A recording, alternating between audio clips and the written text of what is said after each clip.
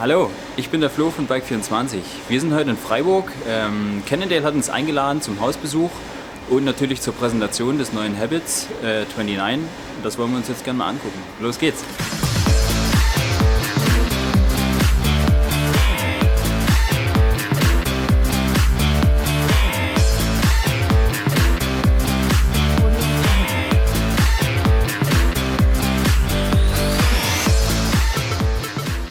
Wir hatten gerade die Präsentation vom neuen Habit 29. Das wollen wir euch natürlich nicht vorenthalten. Wir haben dazu auch noch einen Tech Talk gemacht, den ihr in der Beschreibung verlinkt seht. Wollen natürlich auch mal hier jemanden von Cannondale begrüßen. Philipp, hi. Hi, servus Flo. Ich bin der Philipp von Cannondale.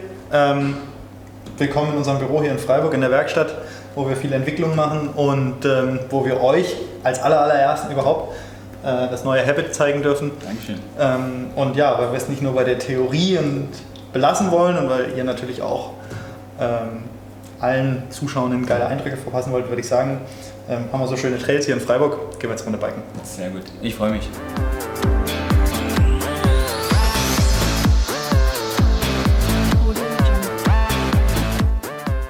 Wir sind jetzt hochgeradelt auf einen der Hausberge von Freiburg, wo sich der berühmte Canadian Trail hinter uns den Hang lang schlängelt. Dabei haben wir den Peter, Product Director des neuen Habit 29. Und ja, Peter, can you introduce yourself?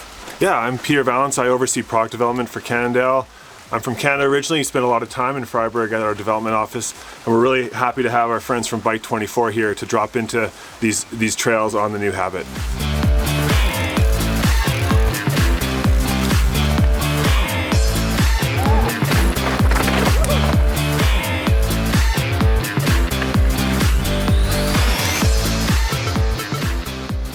So, Flo, wie war's hier auf unseren Trails?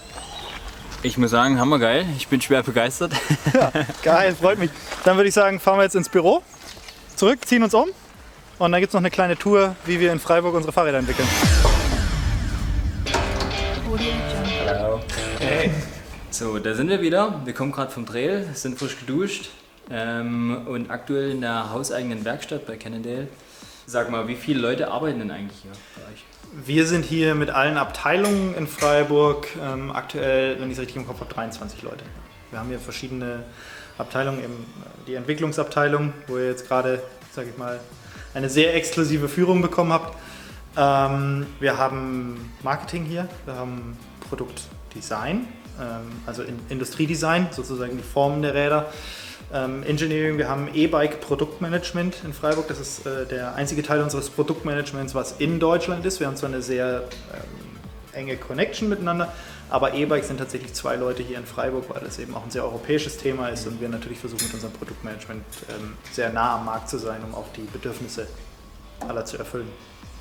Und Philipp, wenn ihr so ein neues Projekt angeht wie das Habit, wie kommt es eigentlich dazu? Sind dann 5 Jahre um und ihr sagt so, jetzt brauchen wir mal wieder ein Modell-Update oder wie geschieht das eigentlich?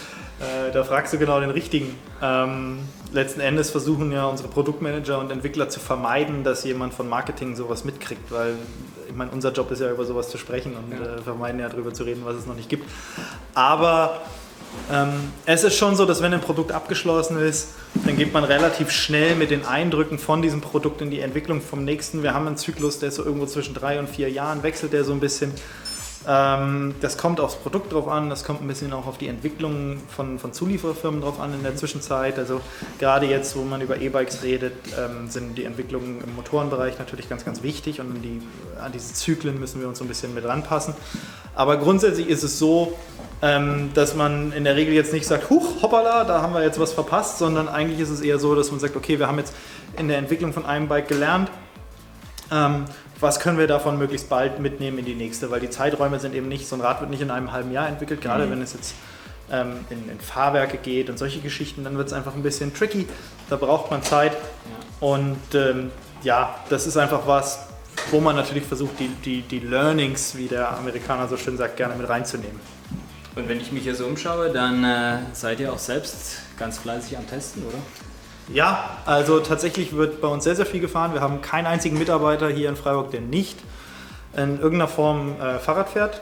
Die meisten auch mehr oder weniger sportlich. Also wir haben auch Rennfahrer hier im Büro und natürlich wird hier sehr, sehr viel Test gefahren, weil Computer, natürlich Theorie ist das eine, aber was ich dir vorhin schon draußen auf dem Trail erzählt habe, das ist natürlich eine Lage hier in Freiburg mit den Trails, die ist ganz bewusst gewählt mit dem Standort, weil wir eben die Räder auch in dem Gelände testen möchten, wo sie dann auch gefahren werden und nicht einfach nur eine Parkplatzfahrt und dann davon ausgehen, dass es schon irgendwie passen wird.